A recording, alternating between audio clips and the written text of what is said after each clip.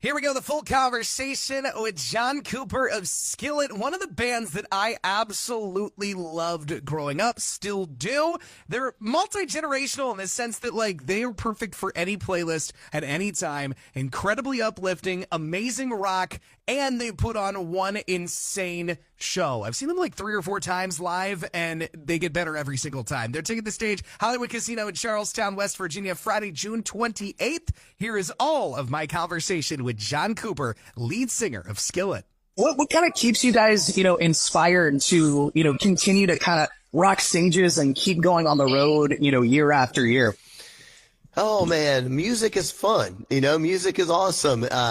Playing the concerts, that's the fun part, of course. The traveling, not as fun.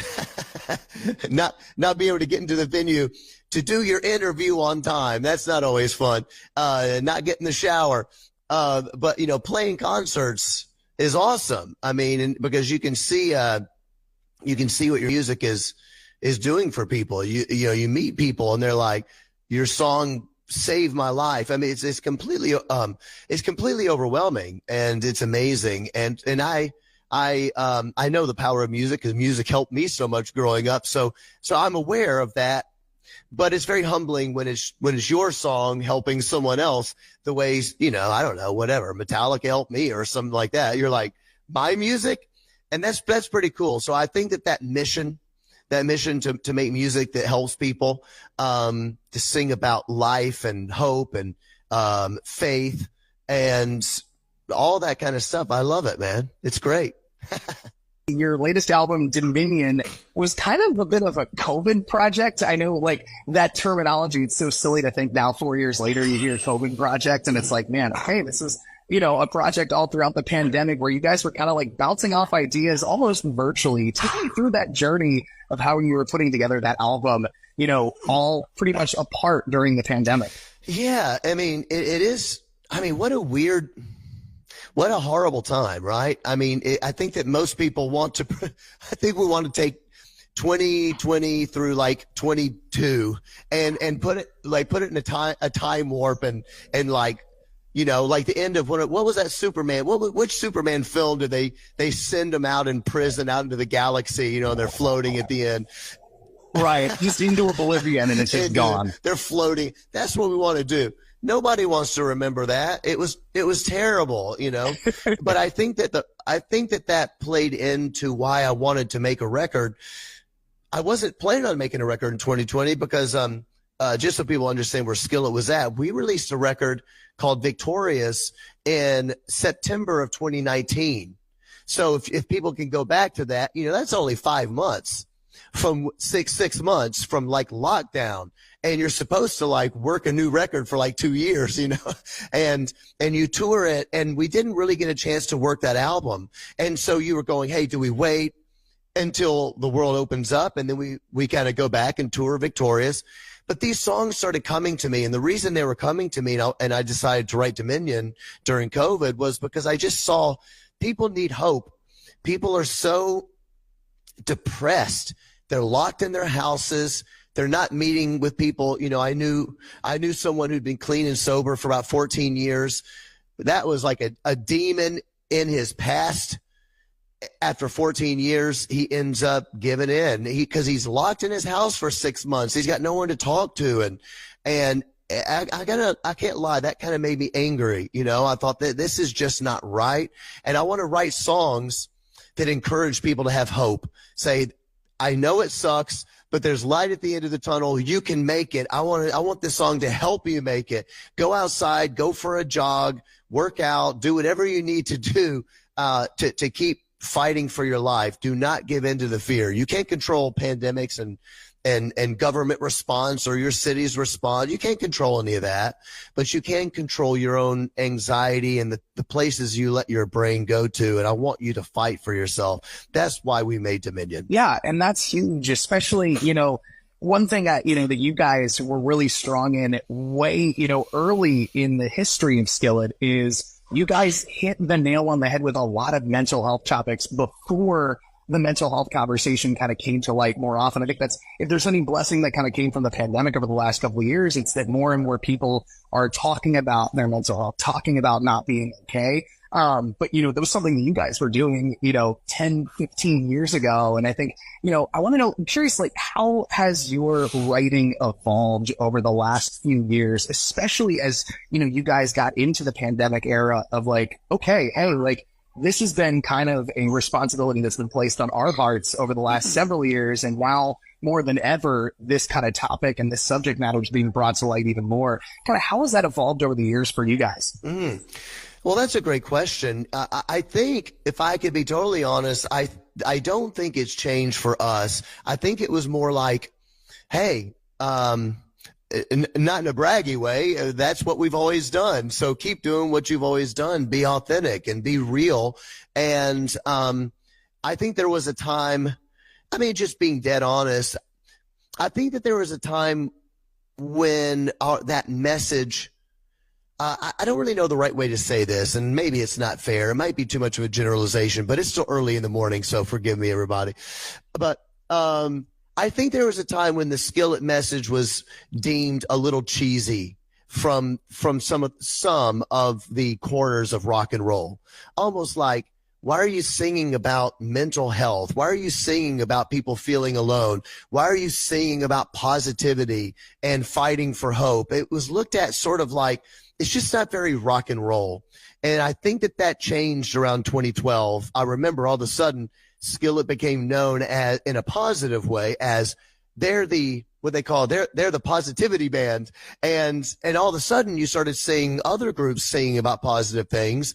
And I think that was really good. But I think that was kind of part and parcel for who Skillet was. It was the same. I remember we were one of the first rock bands, not the first, but one of the first rock bands to have girls. We had chicks playing metal drums and metal guitar, and there were some, Kitty and, of course, Smashing Pumpkins had a girl bass player. There were people that did that, female bass player, Sheila E. from Prince, of course.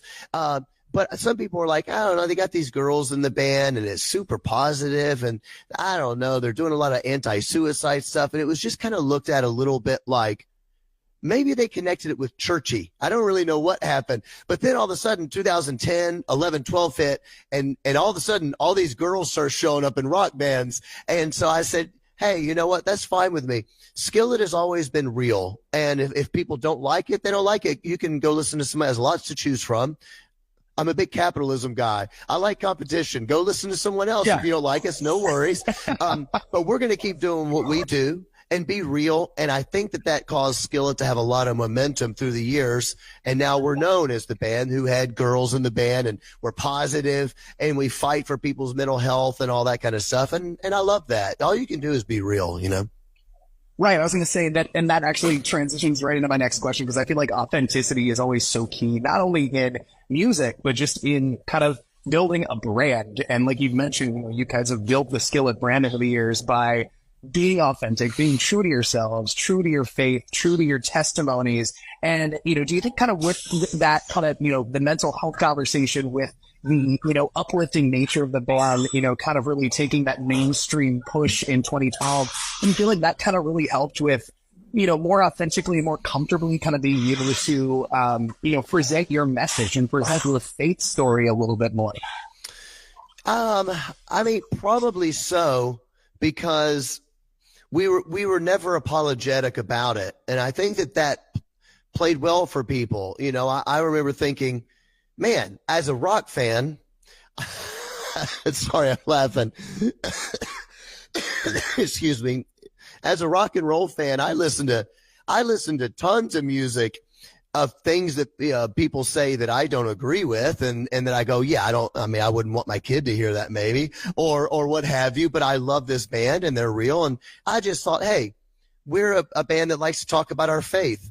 We're a band that says, hey, I think prayer is good. You should try praying. It's something that's going to help your life. There's a God that loves you.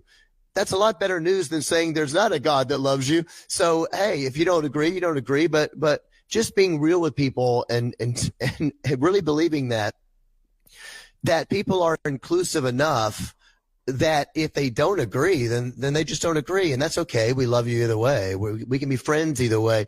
So I think that has played well for Skillet, and we just try to frame things correctly. You know, I'm a big guy, believer in liberties, freedom of speech. I'm nearly a free speech absolutist. I'm about as close as you can get, because I just go, hey, you know, if your ideas offend me, that's totally fine. We can hang out. Everybody get over it. Let somebody say what they want to say. Don't cancel them. Don't try to end their careers. Everybody calm down. It's America. We live in the freest country in the world. Calm down. Listen to music. Get over it. That's kind of like my that's my philosophy in a nutshell right now.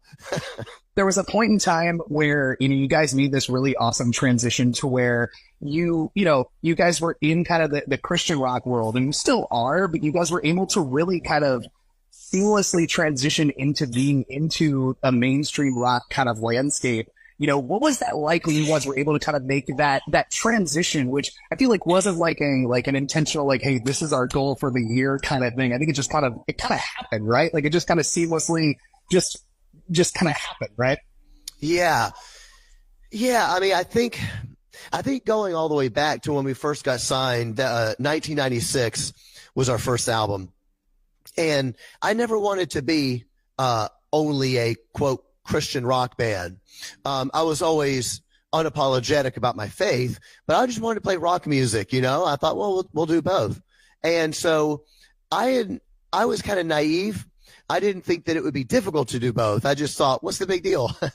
It's sort of like oblivious, you know, young guy. I was 20 years old, you know? I was like, who cares? Play rock and roll.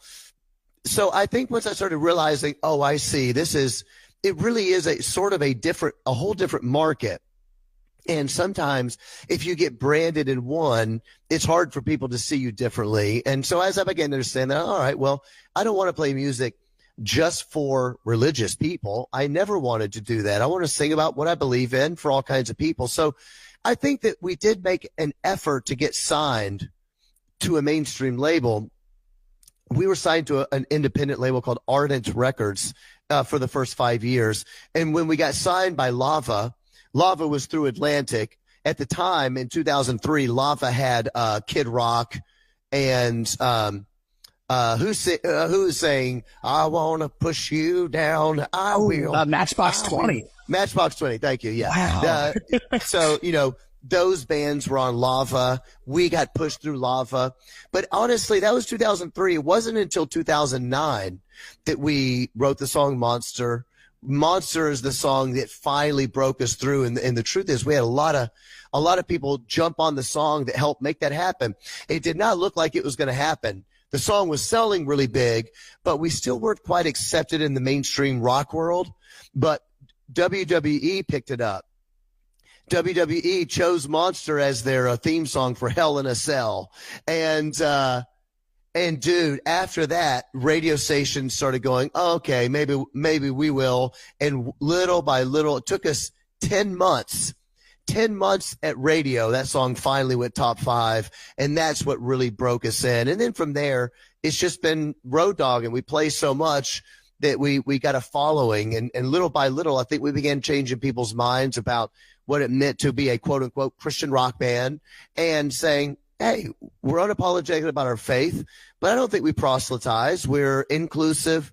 We love people, sharing what we believe, because that's what rock and roll is. And we go and tour with a bunch of bands that don't necessarily think that, you know, we toured with Theory of a Dead Man last year.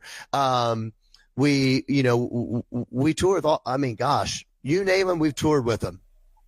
I think I remember when you toured with like Nickelback. Yeah, at one point, way back when. 3 Days Grace, Breaking Benjamin, Godsmack, Shinedown, of course, my good friends at Shinedown, Papa Roach. I mean, we've toured with pretty much everybody. So I think that people start to see, oh, okay, it's not exclusive. It's just like, hey, it's rock and roll, man.